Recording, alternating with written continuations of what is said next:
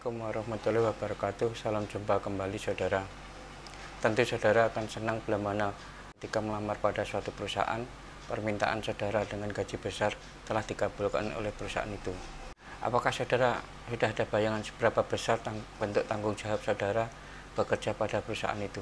Ini akan menjadi dalam bahasan video, tetapi sebelumnya saya berharap saudara bisa memberikan subscribe pada video ini.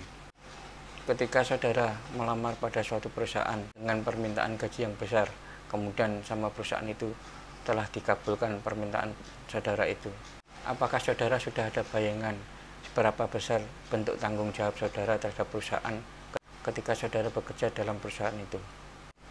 Boleh jadi saudara akan memikul beban pekerjaan dari beberapa divisi yang saudara tanggung semuanya. Karena ada perusahaan yang menghilangkan beberapa divisi pekerjaan, kemudian digantikan oleh satu divisi saja. Boleh jadi saudara adalah salah satu di antaranya. Karena ada karyawan yang bekerja pada suatu perusahaan dengan gaji besar, ternyata setelah bekerja pada perusahaan itu, dia harus menanggung beban pekerjaan dari beberapa divisi yang harus dia tanggung, harus dia kerjakan. Misalnya, beban pekerjaan pada suatu proyek. Satu proyek tidak mungkin akan bisa dikerjakan oleh satu orang. Karena pekerjaan proyek meliputi dari pengawasan, pelaksanaan, perencanaan, dan lain sebagainya. Beberapa pekerjaan yang saudara tanggung dari semestinya yang dilakukan oleh beberapa orang, ternyata saudara harus pikul sendirian. Tentu saudara akan mengalami kesulitan dalam bekerja di perusahaan itu. Apalagi ketika saudara mengajukan permintaan tambahan personil pada perusahaan, ternyata permintaan tambahan personil dari saudara tidak dikabulkan oleh perusahaan. Mungkin saudara bisa bekerja di perusahaan itu sehari, 2 hari, sebulan, 2 bulan. Tetapi bila mana saudara bekerja berbulan-bulan di perusahaan itu dengan beban kerja yang berat, menanggung beban pekerjaan dari beberapa orang, saudara akan mengalami keletihan, kesusahan, kepayahan fisik dalam bekerja di perusahaan itu. Ada kemungkinan saudara akan mengalami gangguan kesehatan dalam bekerja pada perusahaan itu.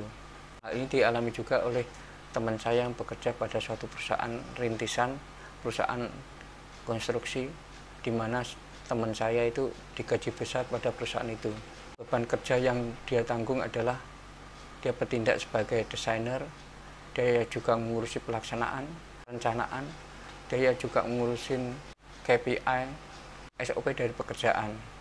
Karena ini perusahaan rintisan, jadi harus merintis dari awal hingga proyek itu selesai. Ternyata di tengah jalan teman saya mengalami kesulitan karena begitu banyak pekerjaan yang harus ditanggungnya. Sedangkan permintaan tambahan personel tidak pernah dikabulkan oleh perusahaan.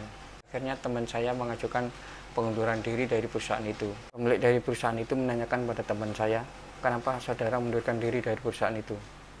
Saudara sudah digaji besar, tetapi malah mengundurkan diri. Apa kekurangan dari perusahaan itu?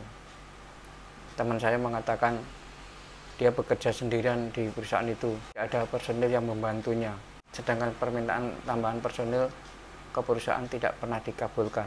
Jadi saudara, sebelum saudara menerima kerja dari perusahaan itu, saudara harus menanyakan job desk yang seperti apa dan apa yang harus saudara lakukan bila mana saudara bekerja pada perusahaan itu.